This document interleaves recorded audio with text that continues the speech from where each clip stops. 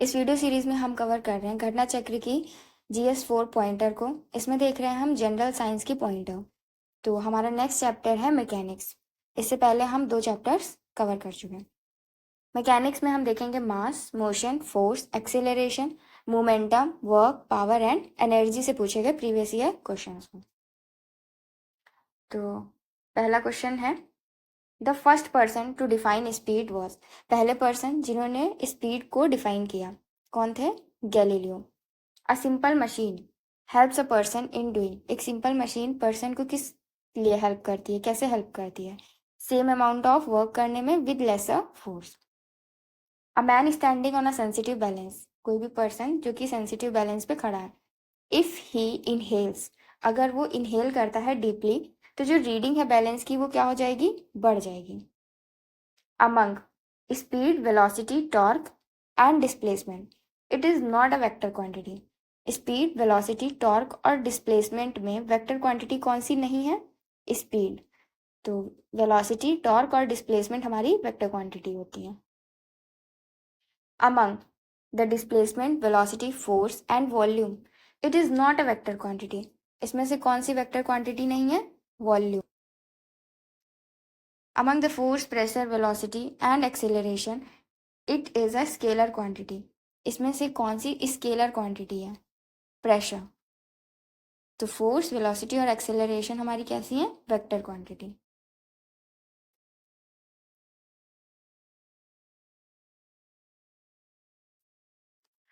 Among the momentum, pressure, energy and work, momentum, pressure, energy and work में कौन सी vector quantity है? Momentum. The physical quantity represented by the ratio of momentum and velocity of the body is mass. Physical quantity जो कि represent की जाती है कैसे? By ratio of momentum and velocity. Mass equals to momentum upon velocity. Force is the product of, force equals to क्या होता है? Mass into acceleration. If the number representing volume and surface area of a cube are equal, अगर कोई number represent कर रहा है volume and surface area को of a cube जो कि इक्वल है, ठीक, then the length of the edge of the cube in terms of the unit measurement will be, तो लेंथ क्या होगी एज की? 6। देखिए ये है हमारे पास क्यूब और कह रहा है यहाँ क्वेश्चन में कि उसका जो सरफेस एरिया है और वॉल्यूम जो है वो इक्वल है। सरफेस एरिया क्यूब का कितना होता है? 6x² और वॉल्यूम कितना होता है? x³। तो 6x² इक्वल्स टू x³ हो जाएगा, तो 6 equals to x³ upon x²। ये कट जाएगा, x की वैल्यू आ जाएगी 6, यानी जो क्यूब की एज है, साइड है, वो कितनी है? 6। Next, energy conservation means. Energy conservation का क्या मतलब है? Energy can neither be created nor destroyed. Energy को ना ही क्रिएट कर सकते हैं ना ही डिस्ट्रॉय किया जा सकता है। The energy of wind is, wind में कौन सी एनर्जी होती है? Kinetic energy. In wind power the form of energy converted into electrical energy is. Wind power में किस फॉर्म ऑफ एनर्जी को इलेक्ट्रिकल एनर्जी में कन्वर्ट किया जाता है? काइनेटिक एनर्जी को।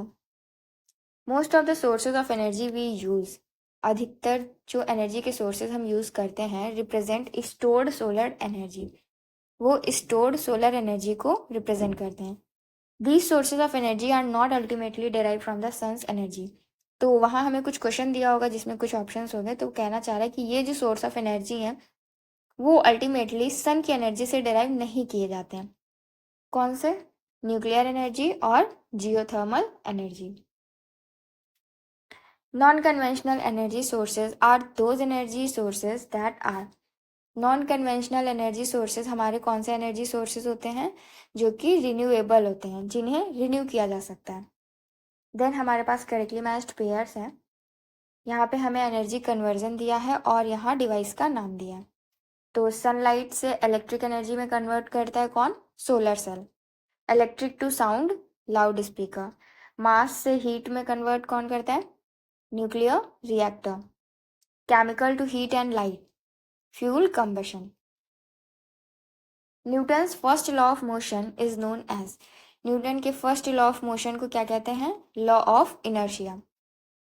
As a train start moving, जैसे ट्रेन जो है वो मूव करना स्टार्ट करती है, ट्रेन चलती है, जो हेड होता है पैसेंजर का, बैठे हुए पैसेंजर का, सिटिंग इनसाइड, लीन्स बैकवर्ड, तो वो ऐसे पीछे को हो जाता है। क्यों? Due to inertia of rest की वजह से। Static science is associated with, static science जो है वो किससे एसोसिएटेड है? सिचुएशन ऑफ रेस्ट से। देन हमारे पास असर्शन और रीजन दिया है। असर्शन कह रहा है कि a man standing on a completely frictionless surface can propel himself by whistling. और रीजन कह रहा है कि if no external force act on a system its momentum can not change. तो असर्शन कह रहा है कि कोई पर्सन जो है वो फ्रिक्शनलेस सरफेस पे खड़ा है, can propel himself by whistling. और रीजन ये कह रहा है कि अगर कोई भी एक्सटर्नल फोर्स उस पर काम नहीं कर रहा है देन मोमेंटम चेंज नहीं हो सकता। तो इसमें ए और आर दोनों ही ट्रू हैं, लेकिन ए जो आर है वो करेक्ट एक्सप्लेनेशन नहीं है ए का।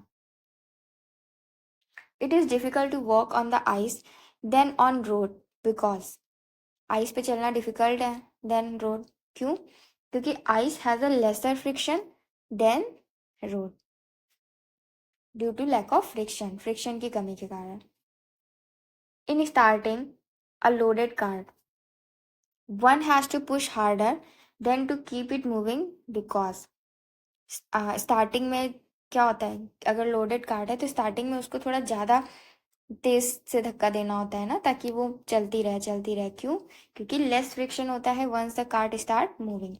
फिर जब वो मूव करना स्टार्ट कर देती है तो फ्रिक्शन जो है वो कम हो जाता है। स्टार्टिंग में फ्रिक्शन क्या होता है? ज़्यादा होता है, इस वजह से। For every action there is an equal and opposite reaction, ये जो लॉ है ये किसने दिया है? न्यूटन ने। हर एक्शन के लिए इक्वल और अपोजिट रिएक्शन होता है।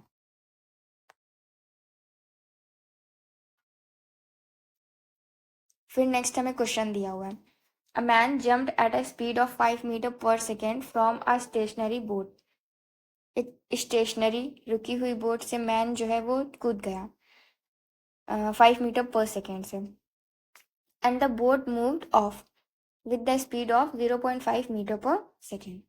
How many times is the mass of the boat greater than that of the man? A man jumped at a speed of 5 meter per second from a stationary boat, और जो boat है and the boat moved off with the speed of 0.5 meter per second. तो how many times is the mass of the boat greater than that of the man? Boat का जो मास है वो man के मास से कितना ज़्यादा होगा, कितने टाइम्स ज़्यादा है? तो इसका आंसर है 10 टाइम्स। तो ये 10 कैसे आया देखते हैं, ठीक है। Let the mass of the person be M, हम लोग जो पर्सन है मैन है उसका मास स्मॉल एम ले लेते हैं और बोट का मास जो है वो कैपिटल एम ले लेते हैं। इनिशियल मोमेंटम जो है वो क्या होगा? इनिशियल मोमेंटम जो है वो ज़ीरो होगा। क्यों? क्योंकि यहाँ पे पर्सन और बोट जो है वो दोनों ही रुके हुए हैं। फिर उसके बाद जो पर्सन है वो 5 मीटर पर सेकेंड, 5 मीटर पर सेकेंड की स्पीड से कूद जाता है और बोट जो है वो 0.5 मीटर पर सेकेंड की स्पीड से चल देती है अपोजिट डायरेक्शन में। तो अगर हम लोग यहाँ पे कंजर्वेशन ऑफ मोमेंटम का प्रिंसिपल अप्लाई करेंगे तो जो इनिशियल मोमेंटम है वो किसके बराबर होना चाहिए? वो आफ्टर कूद, ये जो पर्सन कूद गया उसके बाद के मोमेंटम के बराबर होना चाहिए।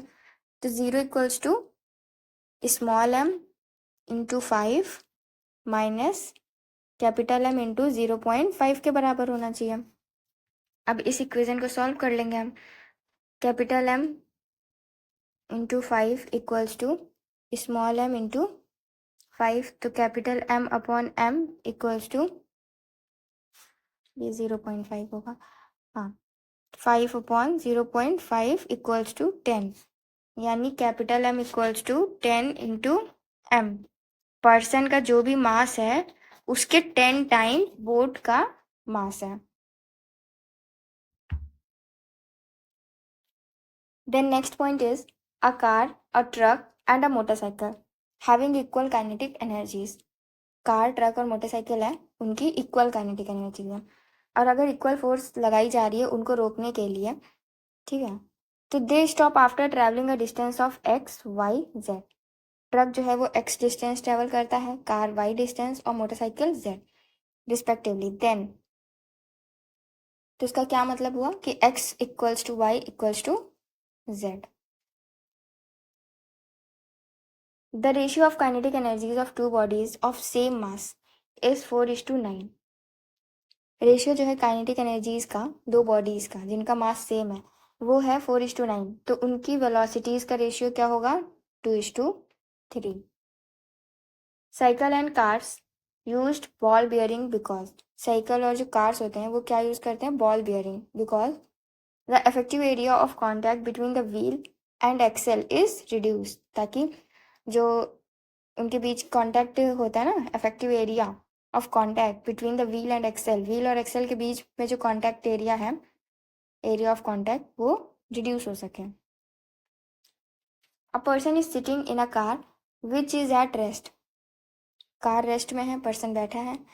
The reaction from the road at each of the four wheels of the car is are.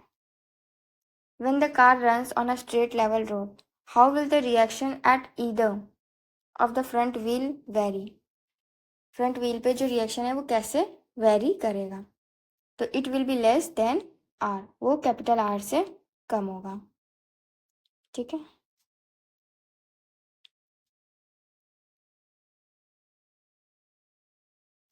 Then next point is an oil tanker. एक ऑयल टैंकर है, वो आधा भरा हुआ है ऑयल से and moves forward on a level road with uniform acceleration से move कर रहा है.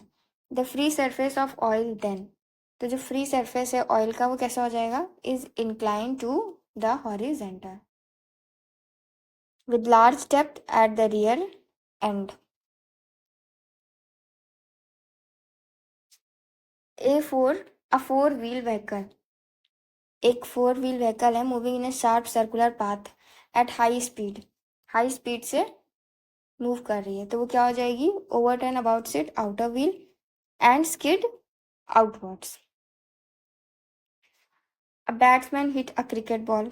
एक बैट्समैन जो है वो क्रिकेट बॉल को हिट करता है which then rolls on a level ground. फिर उसके बाद वो लेवल ग्राउंड पे रोल कर जाता है. After covering a short distance, थोड़ी दूर चलने के बाद ball comes to the rest, रुक जाती है बॉल. बॉल सोज to a stop because. Ball क्यों रुक जाती है? There is a force on the ball opposing the motion. क्योंकि बॉल में जो मोशन है, जो बॉल मूव कर रही है उस पर एक फोर्स लग गया, अपोजिट फोर्स लग गया, तो वो रुक गई. Then next, the correct equation for finding the acceleration is. Acceleration कैसे फाइंड करते हैं हम लोग? A is equals to v minus u upon t. Final velocity minus initial velocity upon time. The working principle of a washing machine is. Washing machine किस principal पे काम करती है? सेंट्रीफ्यूगेशन. ऐसे सर्कुलर सर्कुलर घूमता है ना उसके अंदर, centrifugation. The separation of cream from milk by churning is due to. दूध से जो हम मलाई निकाल देते हैं बाय चर्निंग, वो कैसे हो जाती है? Due to centrifugal force. वैसे हम लोग उसे भी ऐसे सर्कुलर सर्कुलर घुमा के निकालते हैं. तो नेक्स्ट चैप्टर है हमारा मोशन अंडर ग्रेविटी. इसे हम देखेंगे नेक्स्ट वीडियो में.